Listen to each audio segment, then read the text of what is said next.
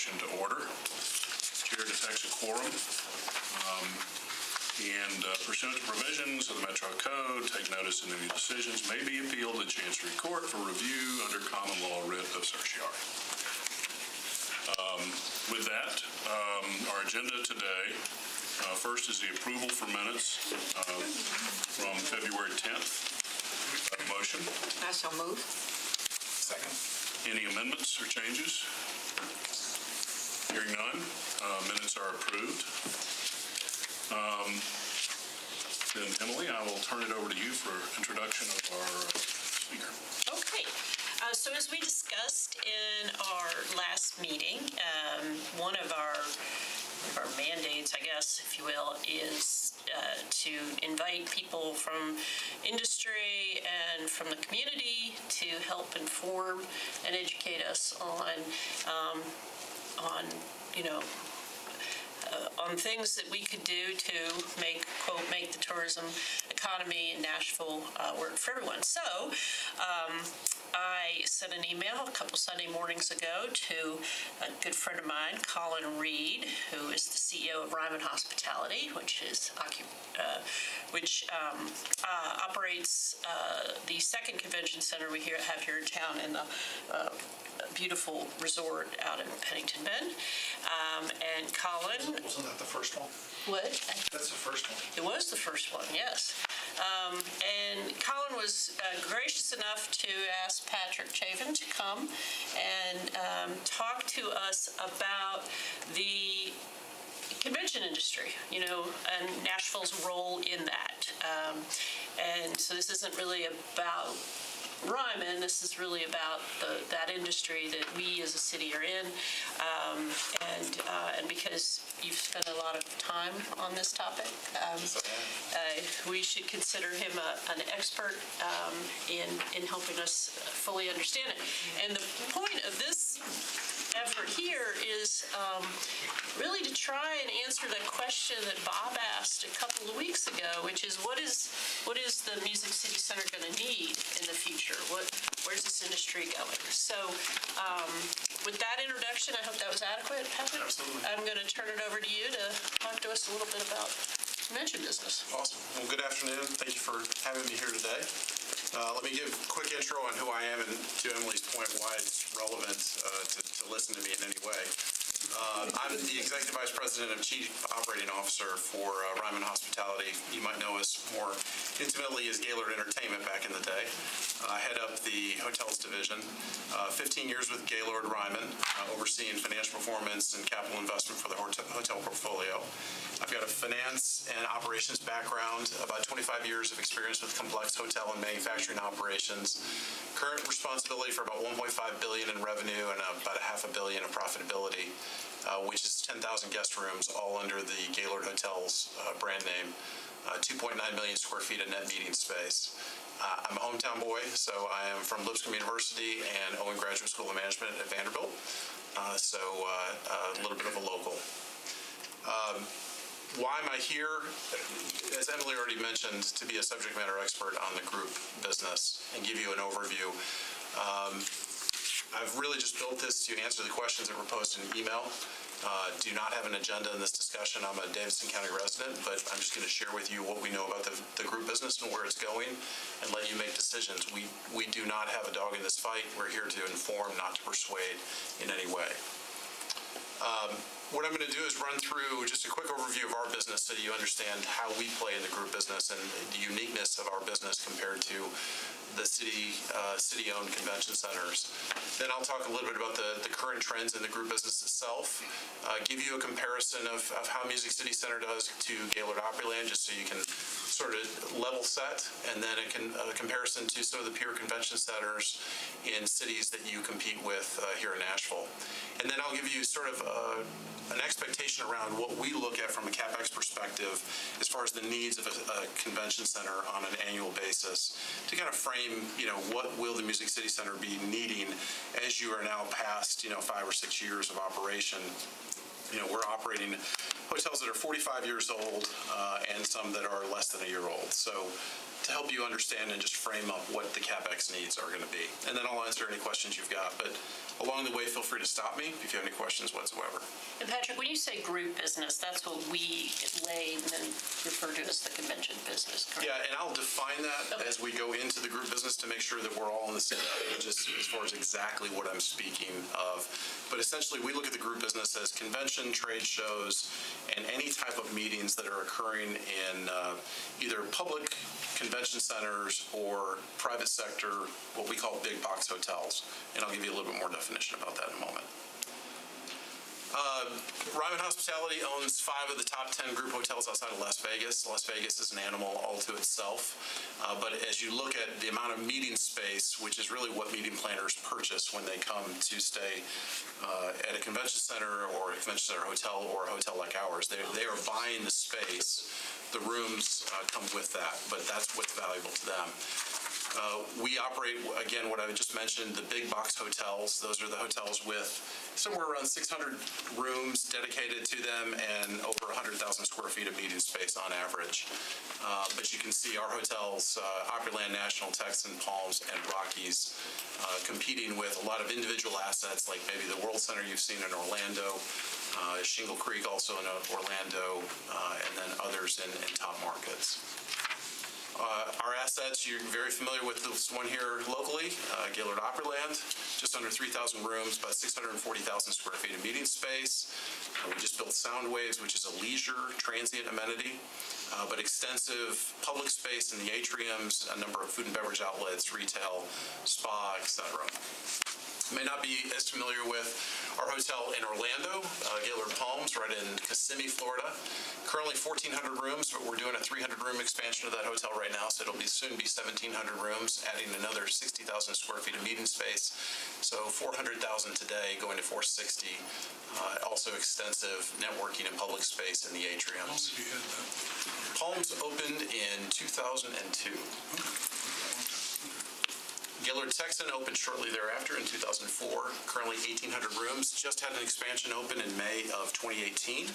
So just under about 490,000 square feet of meeting space, and then extensive public and networking space. And how old is the one here? It was opened in 1975, but it's had multiple expansions, so 75, 77, 83, 96.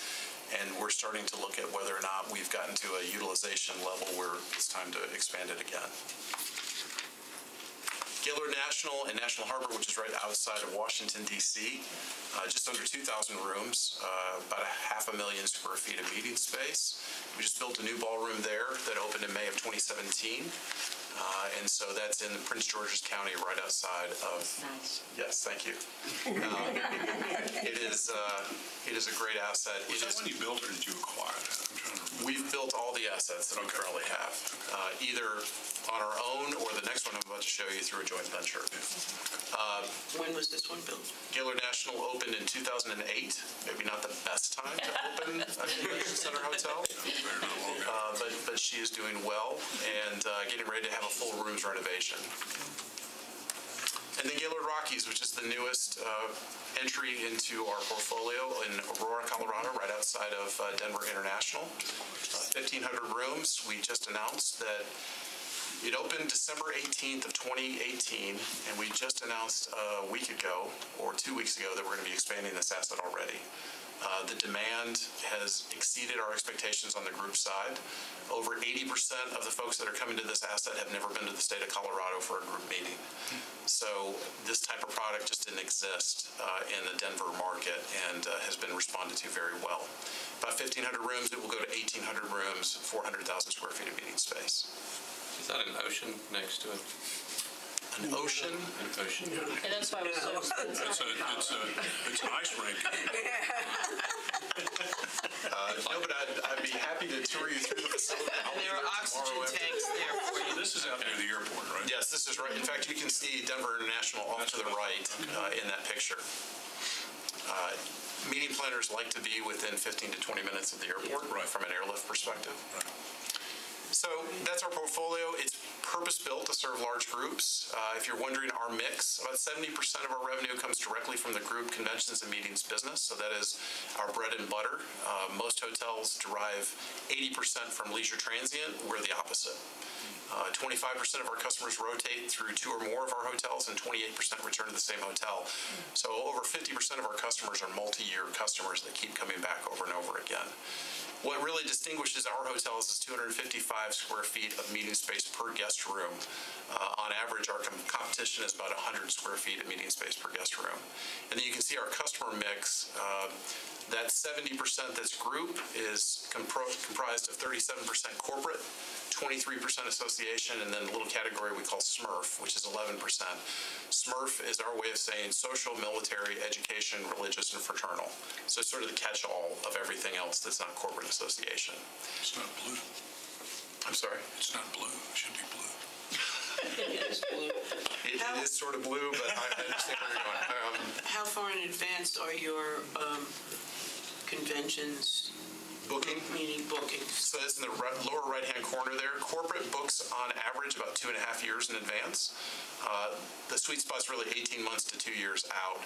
SMERF books about 2.8 years in advance, and association, because they are more of the discounted rate play, they're going to book further in advance to make sure that the supply hasn't gotten filled up. So they book about 4.5 years in advance. But that portfolio generated about $482 million in profitability in 2019. I tell you that only because tomorrow morning we'll release that information publicly. So I'm okay because the market is closed at this point. And that's okay because the market It's not doing so good today. Yeah, it's been a rough day. Yeah. The 3 things that really distinguish our portfolio, number 1 is our customer. These customers are looking for the all-under-one-roof experience. They don't really want to go to Vegas if they don't have to, and they would like to stay away from the City Convention Center simply because they're spreading all their sticks into the wind. They're having to worry about logistics and moving folks back and forth from various hotels to the convention center. In our hotel, everything happens in one place. Then the brand attributes. These hotels are built by talking to meeting planners and saying, what have we done well? What can we do better? And Rockies is the greatest one of them so far because we've built everything we've learned into that hotel, and we're getting a lot of positive meeting planner feedback.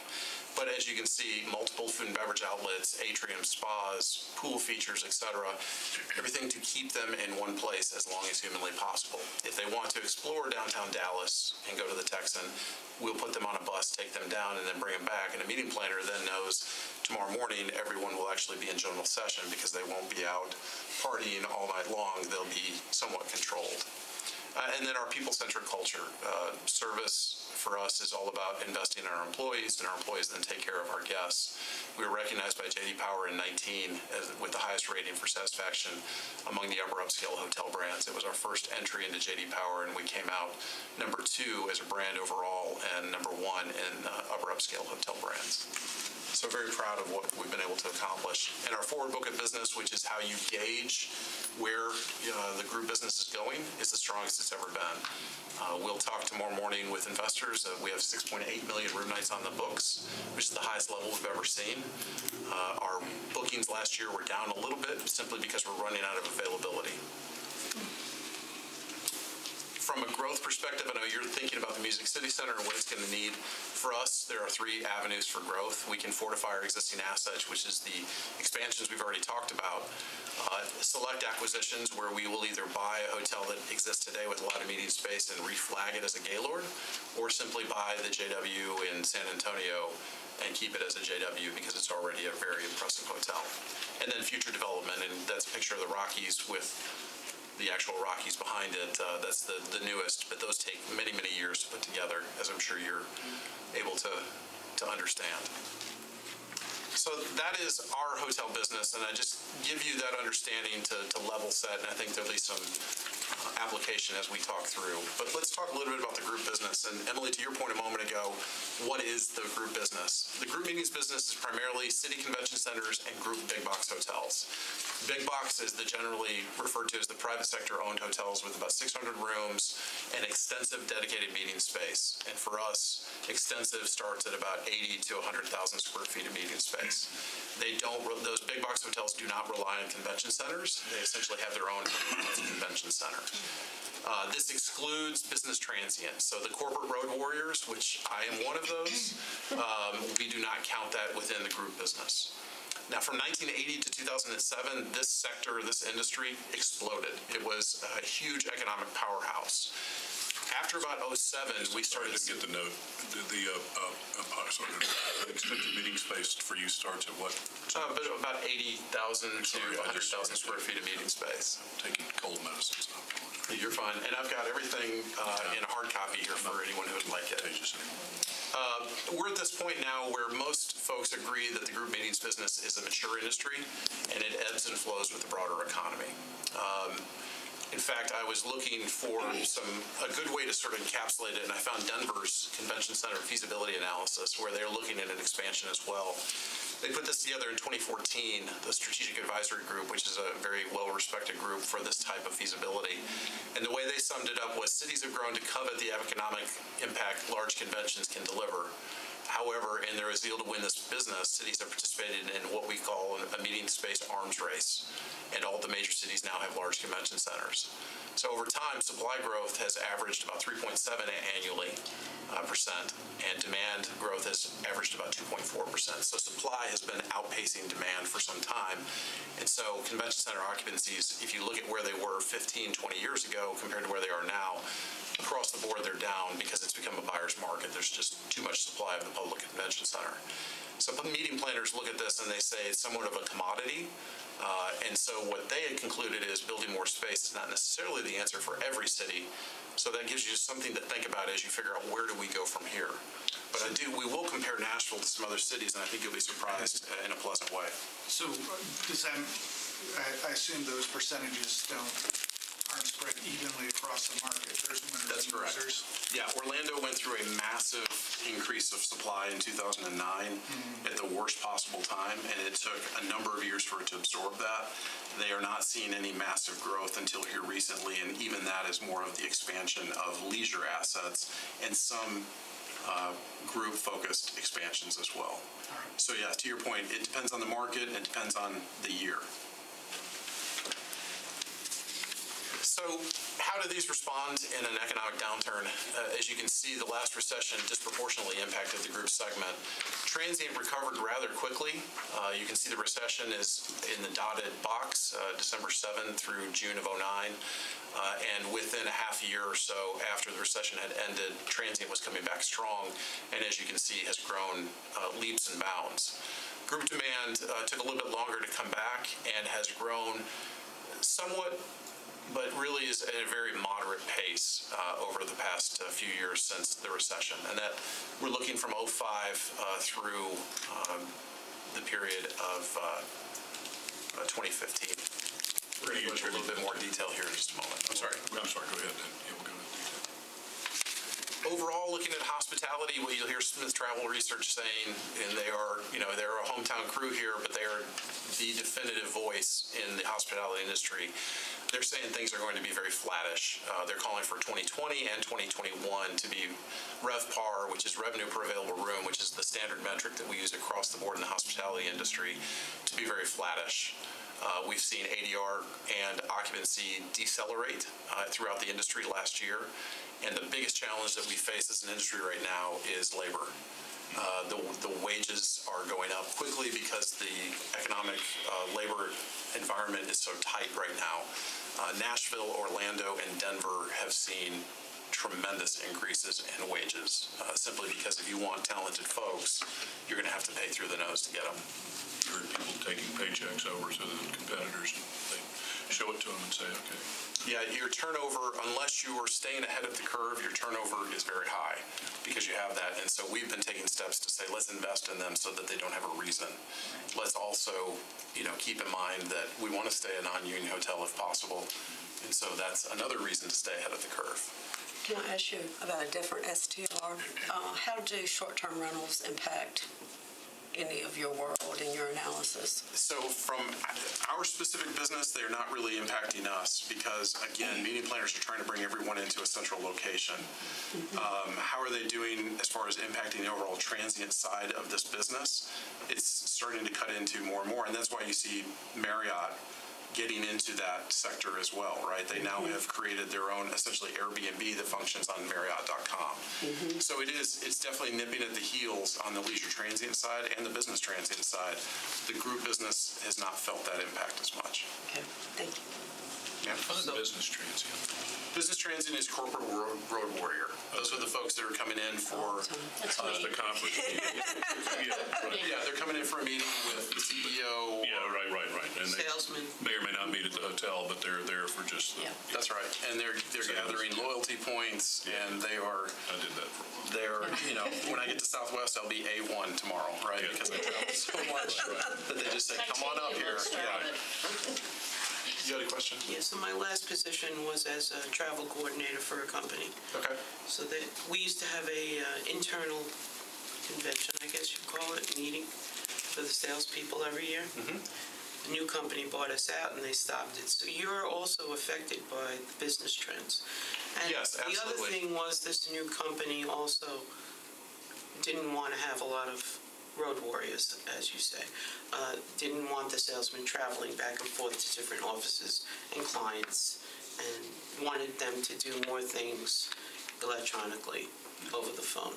So we've watched over the past 10 years to see and understand what the impact Yes. of technology was going to be. For the meetings that we focus on, it has been minimal. Now, we definitely have, in fact, last week I got a call, we have cancellations that occur on a regular basis, not just when the economy turns south. And we had a new CEO come into a large tech company, and he said, look, I'll stop on everything. I know we're having a huge sales meeting to rally the troops, but we're going to pause on that. We're going to incur a cancellation fee with Gaylord, but we'll come back and schedule a piece of business down the road. So that definitely happens. And to your point, business transient is discretionary spending. So when the economy turns south, business transient pulls back. And just to clarify, that's really not within the wheelhouse of our business. That's sort of outside of Or us. the Music City Center. That's correct. But doesn't also the conventions, I guess, and the meetings are planned so far in advance.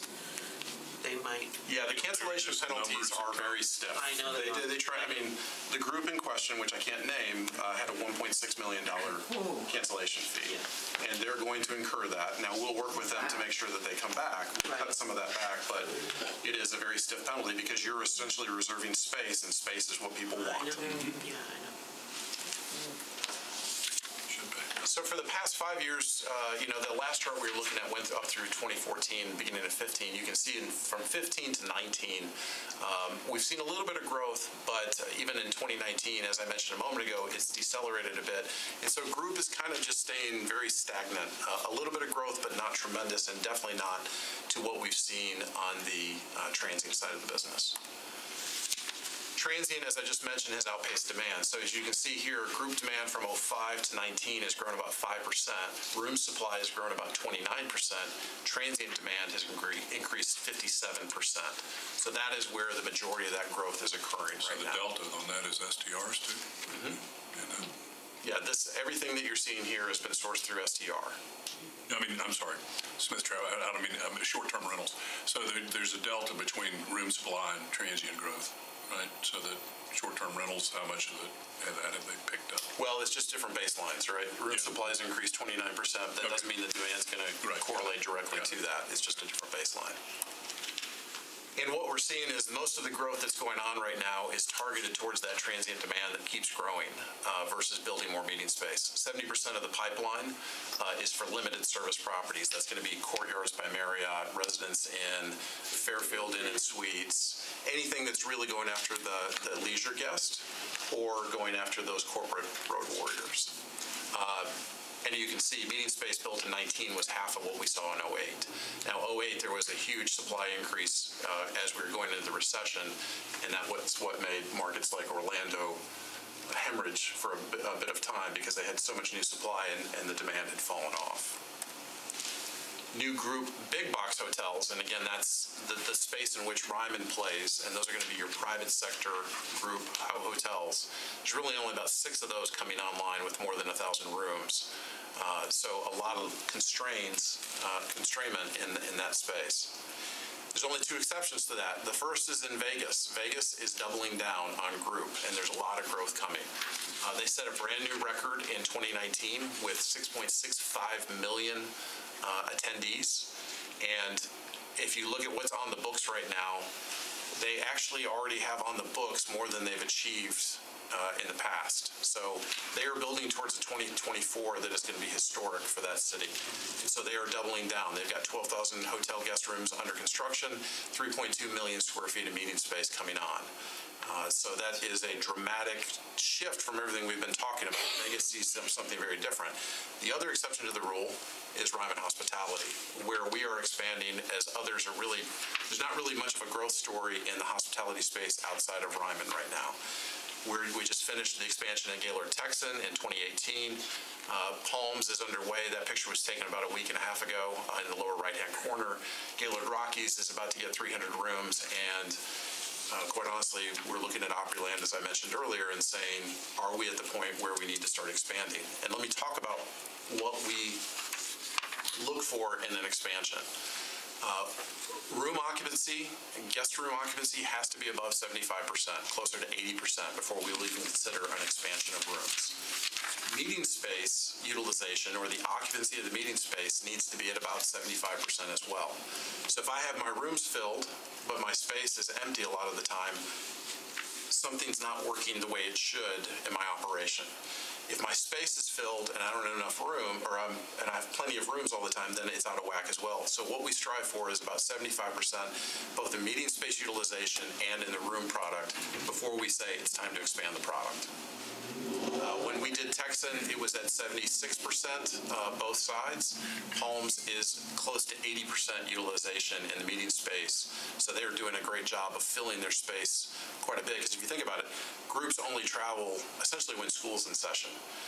During the summertime, group seasonality drops off, and at Christmas time, it drops off dramatically, which is why you see us do things like ice and everything else out at Opryland.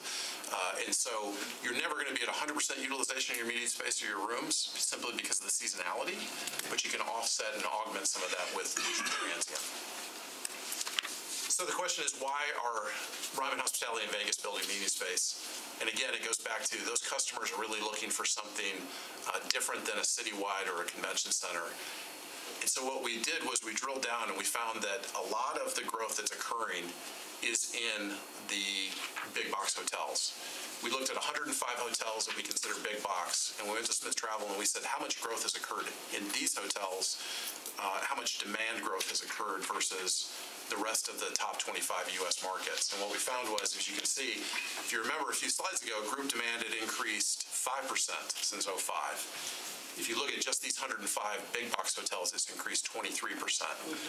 What that infers is that this is where all the growth is occurring. It's not occurring in those city convention centers. Now, let's look at Nashville, because there's a little bit different dynamic going on here that I think you'll be pleasantly surprised with. And CBD is just the central business district. CBD growth has been very strong in Nashville and has been led by an extremely strong growth in transient, as we're all aware of on Friday and Saturday nights if you're downtown. Group demand has increased 83%, a lot of that because of the growth with the opening of the Music City Center and the Omni. Room supply has increased 117%, a lot of that's coming online as we speak. Transient demand, tremendous, 209% growth since 2005. So this market has been able to, from a transient perspective, is one of the bright spots across the U.S. top 25 right now, and from a group perspective has done a good job because of the opening of the MCC. However, I'm sorry to interrupt you, but even in 2008, Nashville was... Yeah, so Nashville was not on the group side, but on the transient side.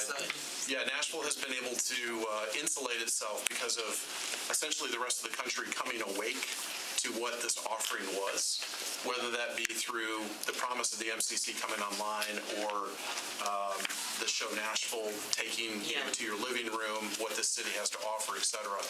Transient's really... Yeah. Sorry? Spotify.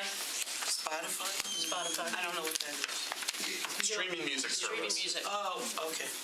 don't do that stuff. You Now- can hear how you don't need to rely on a radio. You can hear country music anywhere in the world. Oh, So, I didn't know and that. it's popular everywhere in the world. Oh, yeah. You go to England, country music is huge. Yeah. Japan, country music is huge.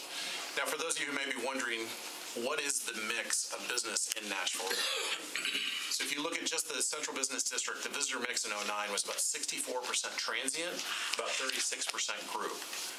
The larger Nashville market, so we kind of backed out and said, okay, what does it look like for the overall Nashville market, the entire metropolitan area? It's very similar in 19, 61% transient, about 39% group. The reason group's a little bit higher there is that entire MSA includes Opryland, and so obviously that's going to push up the group mix a little bit more. And then if you look, you say, okay, a lot of growth. What are developers banking on as we move forward? The majority of Nashville's pipeline growth is supporting that transient demand. This is the pipeline for what's coming online in Nashville in the next few years. The rooms under construction is about a 27% increase in the supply, and the majority of that, except with the exception of the Grand Hyatt, is focused on transient demand, filling their hotel with transient heads, if you will. So the Grand Hyatt's going to be a bigger box kind of? Yeah, they will definitely be in the big box hotel realm. They're going to have dedicated meeting space. I'm sure they'll probably play ball with the Music City Center some on room blocks, but for the most part, they're going to rely on picking up on what's happening in Nashville and driving their own demand in the hotel without, having to rely on anyone. So in summary, essentially, I've covered a lot of ground, and so I appreciate you listening. In summary, essentially, here's what we see from a group perspective. The top 25 markets are seeing limited group demand growth on the horizon. We're pretty late in the cycle as far as economic cycle, and so that's going to have an impact on group at some point in the future. Most developers are not building new meeting space. They're banking on more transient growth. Vegas and Ryman Hospitality are the two exceptions because of the uniqueness of their offerings. But Nashville growth over the past 10 years has been very strong and led by the transient demand growth. And oncoming supply growth in Nashville is primarily geared towards that transient customer. Sure. Any questions thus far? Okay. Let me give you a few comparisons that I think will help educate all of you as far as how does the MCC perform within the group business, how does it compare against a private sector hotel like Opryland, and how does it compare against some of the peer convention centers or city-owned convention centers that you compete directly with. So if you look at Nashville, it's two convention centers, Opryland and the Music City Center. Initially, you can see total meeting space, and this is all based on 2019 performance, publicly released information. Total meeting space for the Gaylord Opryland is about 640,000 square feet of meeting space. Music City Center is about 1.2 million. That's not really a fair comparison, so what we do is we boil that down into defined meeting space. That's just your exhibit hall, your breakout rooms, and your ballrooms. So the spaces where people are actually meeting and being fed and having general sessions. That brings Music City Center and Opryland much more in line with one another. I'm sorry, so what's deducted from the Music City Center? Pre-function space is the biggest. So the big hallways? the big halls out in front of the spaces where you have folks gather for a cocktail reception or something before they go into the main meeting. So when you do that, Music City Center has about 50,000 square feet of meeting space more, but much closer than that 560,000 square feet variance that you see above. So a little bit closer to one another, group room nights generated by Opryland about 586,000 in 2019 versus the Music City Center of about 381,000. Group attendees at Opryland just under 1 million, about 937,000 people. And again, that excludes leisure, that excludes ICE, that is just the group attendees coming through the house. Music City Center about 495,000, so just shy of 500,000. And then group and local social events about 1,600 versus about 250 at Music City Center. Economic impact, this is in 2017, we were measured at Opryland at about an $866 million impact. Music City Center was, per their annual report for 2019, measured at $439 million. So the takeaway here is, I think you're about to see that you're performing well against the peers, and I think what you have here is an opportunity to continue growing at Music City Center, doing well versus peers, and still room to grow and mature in a very positive market that continues to see great growth. Now let's look at the pure convention centers that I just mentioned. So we've looked at San Antonio, Indianapolis, Denver, New Orleans, and Atlanta. They all have different amounts of meeting space. They all generate different room nights. And so the best way to compare this is to say, well, how many room nights did you generate per square foot of space you have, and how many attendees did you have per square foot? And so you see here, Nashville is beating its competitors. Nashville Music City Center is about 0.7 group room nights per square foot, which is above everyone else that it's measured against, except for Opryland. Reduced group, the reduced size where you took out the space. That's correct. Yeah. Where I took out pre-function right. or any back of house or anything where you're not truly having folks meet. On group attendees, you can see Indianapolis about 0.71, New Orleans struggling a bit at 0.55, and Atlanta definitely struggling at 0.34, music versus the MCC at 1.04. So not as good as a private sector hotel, but much better than some of the peers that you're competing against. And so what this shows is that it's interesting. You notice that all of the other peers that you're competing against have just recently, in the past 10 years, or are slated to have an expansion open. So as they add it on, you're still more effective at using your space than what they are currently operating. So, yes, ma'am. How do you know these are our peers?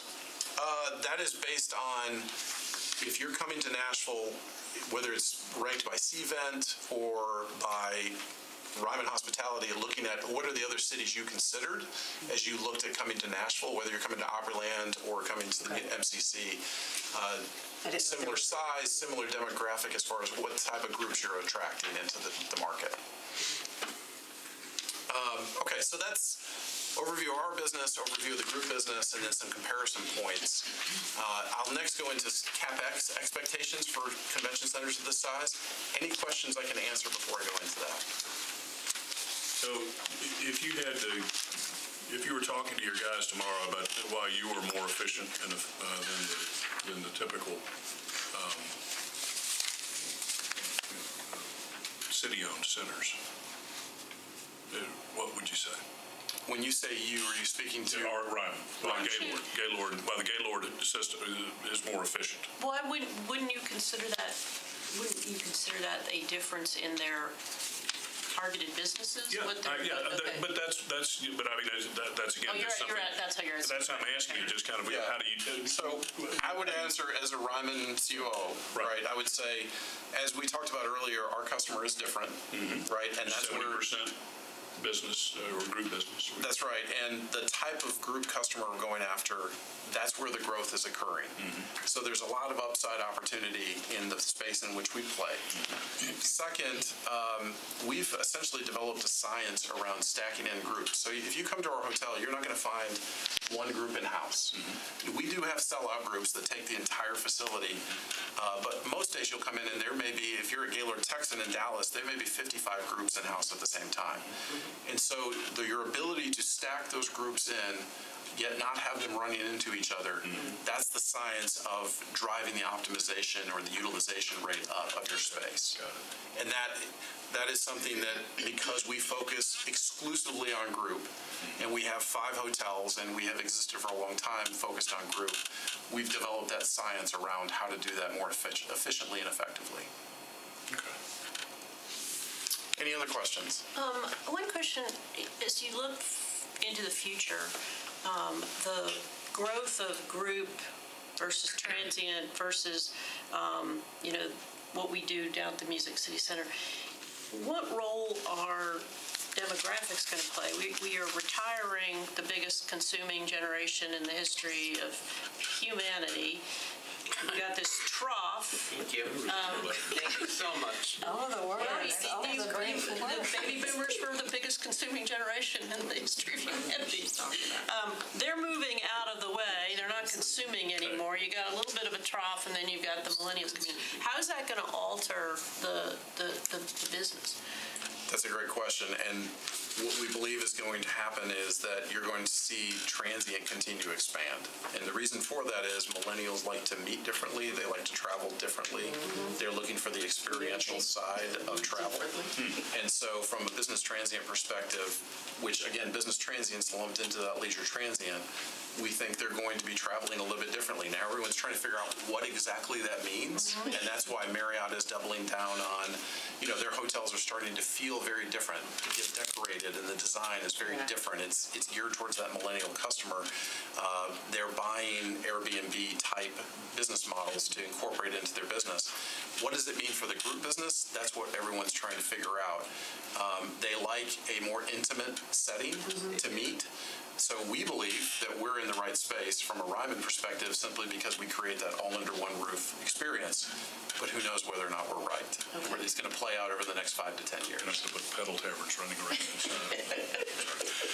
As the Davidson County resident, I'd love to talk to you about that later, but you can move on.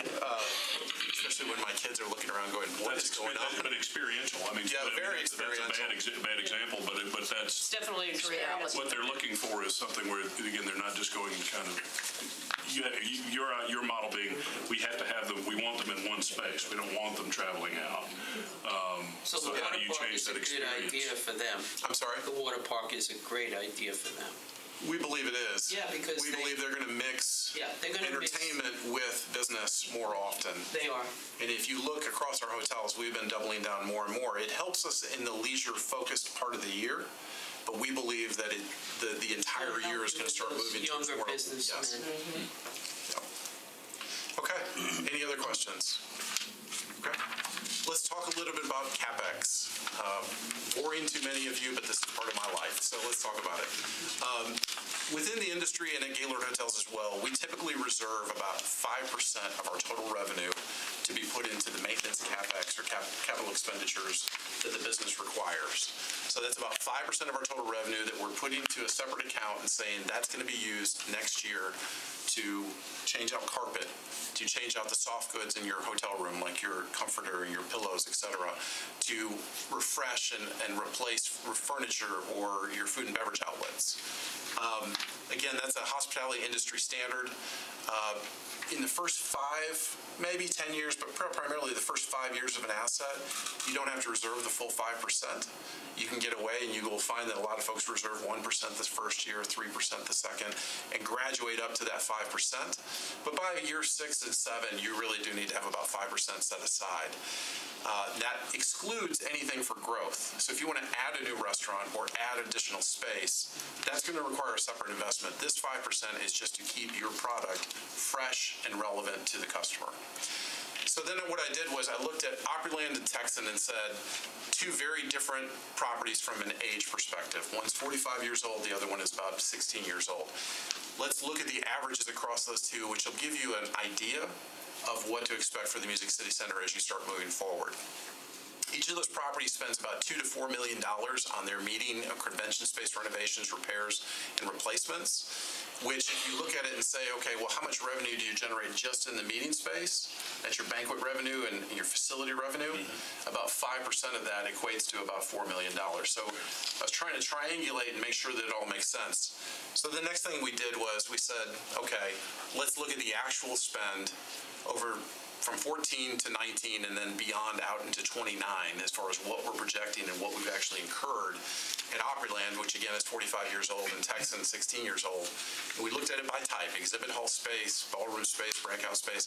We went very detailed to make sure that we were giving you good information. On average, per year, per square foot, we're spending about $6.76 at Gaylord Opryland to refresh, renovate, repair, and replace. That's right. So that's going to include my air handling units and my chillers and my boilers, which are obviously going to need something every 20 years or so. At Texan, because it's a newer property, we see exactly what we'd expect, which is a much lower spend, average per year per square foot at about $4.23.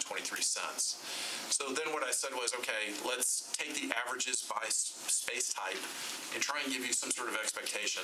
I think this is probably on the high end, but about $4.89 is what you probably should expect you need to be putting into per year on average per square foot, which is about, let's say, topping out at about $6 million of maintenance CapEx each year. That includes the pre-meeting space that you're talking about. That's going to include, which is going to go into that other space. Yeah, that's right, got it. Yep. So your pre-function, your MEP, your mechanical, electrical, and plumbing systems as well are going to be included in that number. For instance, right now I'm getting ready to start repairing the glass on top of the atriums at Gaylord Opryland. It's a lot of glass. It's a lot of glass, and it requires a lot of work, so it's going to be expensive, and it's figured into part of the reason that you see the number for Gaylord Opryland so high is all that glass has got to be replaced. So, Replacing all of it. yes, we will eventually replace it all. It'll take us about 8 to 10 years, and we'll replace the areas that are most susceptible to rain, leaks and things like that, but eventually it'll all be replaced. Yeah, I go there just to hang out. That's why I charge you so much for parking when you come to hang out. I don't park in your lot. That's very smart. I'm not going to advertise that, but yes. No, I'm not either. So that about $6 million, I think, is the high end. Now, this product here at the Music City Center is only 6 years old, so you may not be there yet, but I think that's probably the high end of what you're heading towards. Okay. What other questions can I answer for y'all? I know that was a lightning round with a lot of information, so I'm going to leave it with you. Feel free to contact me if you have any questions, but what can I answer today? I think that this is to answer Bob's question. Does it answer your question?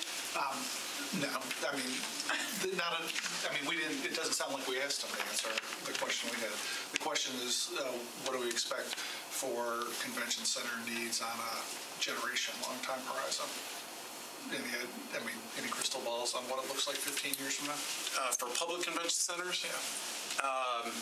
Again, I think you're going to be looking at a customer that's traveling that's going to be looking for more of the experiential, more intimate spaces. So as we all try to figure out exactly what that means, that's what needs to be on your radar. What do you mean by intimate? We think that the reason that Opryland and its sister properties are doing well is because of that all under one roof experience of bringing folks together and keeping them all in one place and giving them spaces that they can intermingle and spend time together with one another and build a relationship, which is what the millennial is looking for. Okay. So we think we can do that very effectively in the type of all under one roof experience that we create.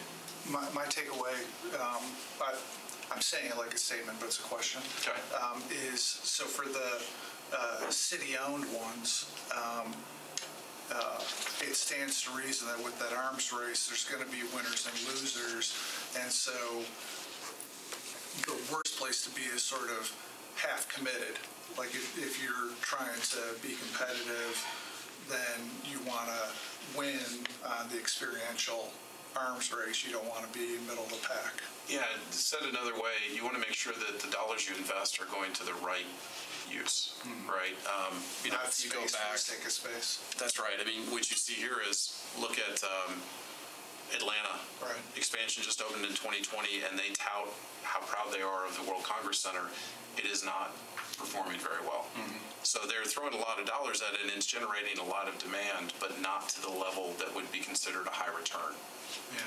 Right, so you're right. You have to be very careful how you deploy that capital. Make sure it's the right place. I assume the location of our Music City Center is a huge asset on that front. I would tell you, you're at the corner of Main and Main, right? Yeah. You're in the heart of where everything is happening in the city. So yeah, I would tell you that's right. So I'm still committed to answering Bob's question here. So if you were, maybe I'm being unfair here, but if you're trying to optimize the Music City Center for the next generation, right? What would you think would be things that we'd be asked to do to make it function the best way it can over the next 20 years? Yeah, and fundamentally, that's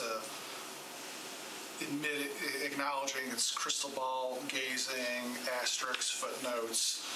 Nobody is putting stock in it, but on a scale of over that time period to be a winner and have it be efficient, on the ultimately add on to the place, like heck no, that's ridiculous, or yeah, probably that's what it's going to take, or somewhere in between, or no way to tell. Yeah, I would tell you only again, go back to the benchmarks that we use as far as when we're ready to deploy additional capital beyond maintenance is when our utilization is at 75% and our room product is at occupancy of 75 to 80%.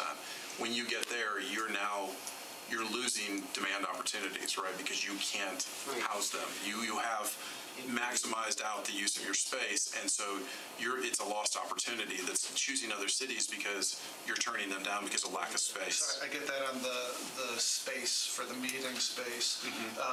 Is the hotel room occupancy inapplicable for us, or do we look at the core large hotels around the Yeah, I think facility? you would need to look at the room block that's dedicated and ask, how are the hotels performing? Are you getting the room block you need?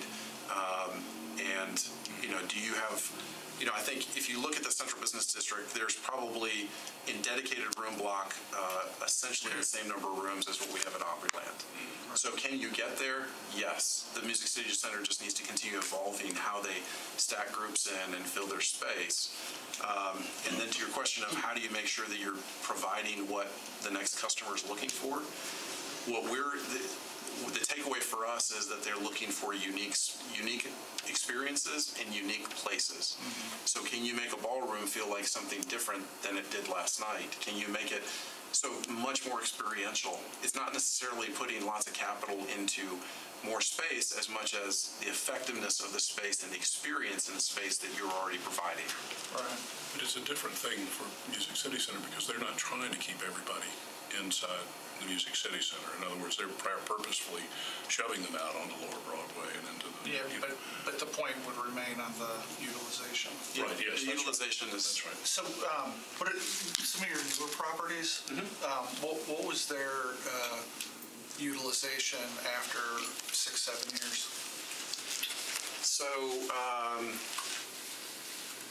So Gaylord National is 10 years old and is operating at about 75-76% occupancy right now. That's a union property, so it's going to have a higher hurdle to overcome before I will commit to expansion of that property because the fixed cost structure is so much more cumbersome. So while it's operating at 75-76% occupancy, it's got a higher hurdle. Palms is operating at about 78% occupancy right now, which is why we have the expansion going on. How old is that one? That one's opened in 2002. Okay. Texan opened in 2004, got an expansion in 2018. That expansion is already stabilized. So we are now at the same or higher occupancy rate in the rooms as we were prior to the expansion. It's fully absorbed its new supply. So you mentioned the science that you've developed over the years. And I don't know, I've been to the Nashville, I don't really know the other properties at all, but when I think about certainly here, and I think there's a modularity, maybe the right word, but anyway, as you were saying, kind of intimate spaces, but they can be large, but there is an ability, as you say, to call it to stack your groups in and out of those pretty quickly. Does the Music City Center have the design to be able to do that? In other words, would it be what would be a good occupancy consideration for something that was designed with this big open span space that they have, plus some meeting rooms around it? What you hear when Butch Spearden talked last time at our meeting, and then talking to Charles Starks, is they're talking about meeting room space is what they need. They don't have enough breakout space, as opposed to the open span space. They think is probably fairly adequate to what they do. Would not be able to speak to. I'm not as intimate with the exact layout of the Music City Center as I am our hotels. Right. So I would have to give you a rain check on that and be able to actually. You built those with this idea that you know how to do this. Whereas what we try to do is folks come in the morning, they go into general session in the ballroom, and then we flow them out of there into breakout for smaller meetings. Right. So the flow from one space to the next and making making sure you have adequate space for those smaller meetings is paramount. Yeah. Then they're going to be released, if it's a trade show, they're going to be released to go down to the exhibit hall floor. Then they're going to come back for a feeding period. Right. And so the flow of groups is extremely important to meeting planners. So that's something to look at as you look at, how are we configured? Are we configured in a way that we can optimize the performance higher than what it is today? Be able to have more than one group, kind of, again. Yeah, and if you say, well, we're not optimized for certain groups, then that becomes the marching order for your sales team to say, hey, here are the groups that were in-house when we did the best job of the year. Right. We need more groups like this. Right. Right, because we not all groups are created equal even to us. We target certain groups for certain times a year and not for others.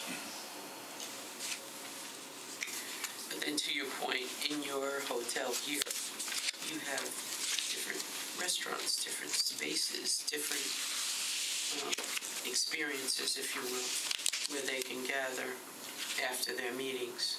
And we're refreshing all of those because the consumer is changing. Yeah, and it's all beautiful. I mean, you have the gelato place, and you have all the different things. So you have that gelato place. I love that gelato place. So you have all of these different things, whereas I don't think they have that at the convention center downtown. Yeah, to the point that was made earlier, you can dump folks out onto 2nd or onto Broadway. Right. We don't have that. And so we have to create some of that in-house. Again, the customer we go after likes being able to have folks in a very small area, but still have a lot of different experiences and then come back for general session. Might drag them off to top golf or something. Well, the Vegas option, a lot of meeting planners don't, after their first general session on the first day, they never see a lot of the attendees again because they get lost to the Strip. Yes. They're in East Nashville. Yeah, they're a lot of meeting planners simply don't want that experience because of that risk. Right. And so our product helps solve that problem. Okay. That was exquisite, actually. It really is Thank you very much. wonderful. You did a lot of work, and we deeply appreciate it. Well, unfortunately, this is my life, so it kind of comes out easily, so thank you. I'm glad. This is very good. Very, very helpful, and, Colin was right. You would tell us everything we needed to know. Well, thank you. If there's any other questions, Sam knows how to get a hold of me. Emily, you know how to get a hold of me. Can I I'm ask happy you to email me a copy of the presentation if you can do that? Absolutely. If not, just PDF is great, and then we can circulate it and post it as we. There you go. Oh, well, thank you. Yeah. Instantly. Well, that's really efficient. Okay. I will excuse myself. Thank you all very much for your time. Thank you so much. Thanks. We have a couple of minutes. We did get, there were some questions that you had sent to Charles Starks, and then I'd also met with him. We can talk about that a little bit, or we can just talk about who we want to look at coming next. I'm at the will of the body. I did put out some invites, as we discussed last meeting, for the next meeting. Okay. Which I can confirm at least one. We're working on another. And that was to the charge of, we have this big pile of debt associated with Music City Center that locks up about $140 million. What are the possibilities for freeing that up? We've talked about state law changes, et cetera. So I have invited two of, again, sticking with the theme of hometown help, Ryman being experts on convention business. I invited some folks from UBS, who they have about 1,300 employees here in Nashville, and actually some years ago acquired the firm that I worked for many years in public finance. And also Alliance Bernstein has reached out and indicated that they could offer perspective about that debt from their vantage point. And they, I believe, are going to be here to talk about, how the market will perceive changes. And I think the idea here is because municipal finance isn't well understood by a lot of people, people kind of get scared of it a little bit. And the idea is to make everybody understand and more comfortable with what the possibilities might be there from two disinterested experts. So that's what I've been working on, and you...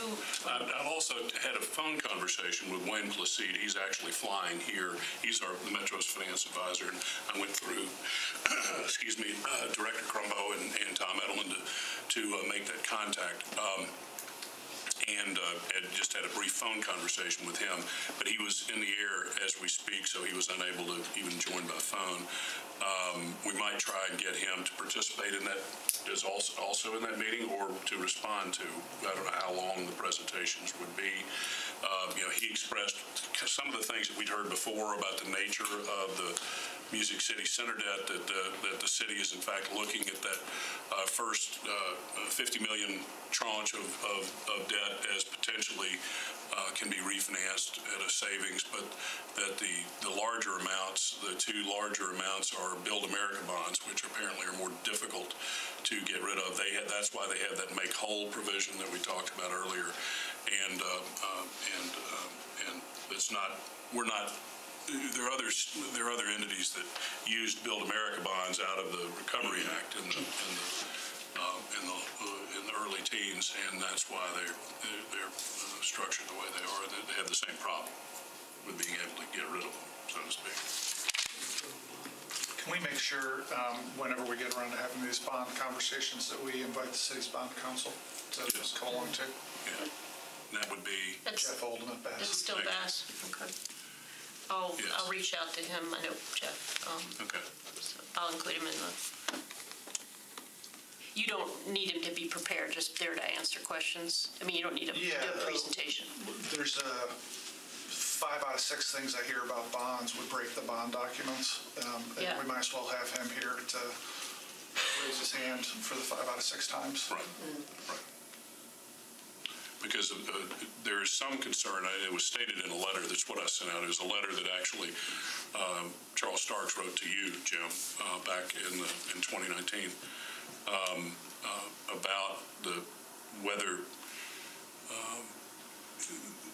the structure of the revenue is so tied to the bonds that if you defeased the bonds and sold them or cashed them, that whether the revenue would be able to continue on for the new bond issue. In other words, that might be one of those things that requires a statutory change to be able to make sure it all transferred over, if that were even financially the right thing to do. There's other complexities that, right now there's apparently legislation sitting over at the state at the urging of somebody in this building that, if passed, would cause us to be in immediate violation of the bond documents. This is like coming to light over the last handful of days. So whatever we talk about, refinancing needing changes of state law, there's a pretty technical sequencing issue that would go along with it. And the fastest way to not get down funny paths is to have the city's bond lawyer around for the conversation. Okay. Yeah, and I've learned over, more years than I care to admit of being in municipal finance, nothing is impossible. It's just a question of doing it right, doing it, making sure you cover all your bases. Like I said earlier, people haven't, because there aren't, used to be in America, every single city had a bond finance, company that ended, in the 2000s, but people aren't familiar with it, and so there's a lot of just, don't want to touch it, but.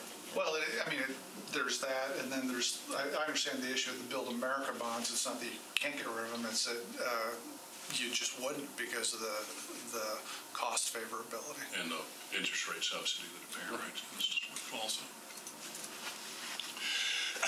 All right, so we have a path forward. We'll figure out how to get Mr. Oldham and Mr. Placide to participate in the discussion so that we can actually kind of maybe get the different perspectives together. And we will move from there. With that, is there anything else that anyone would like to bring? It's interesting discussion. It is. What a wonderful job. Yeah, that was great. Yeah, that was really incredible. All right. Do I have a motion to adjourn? So moved. Second? Second. All in favor? Aye. adjourn.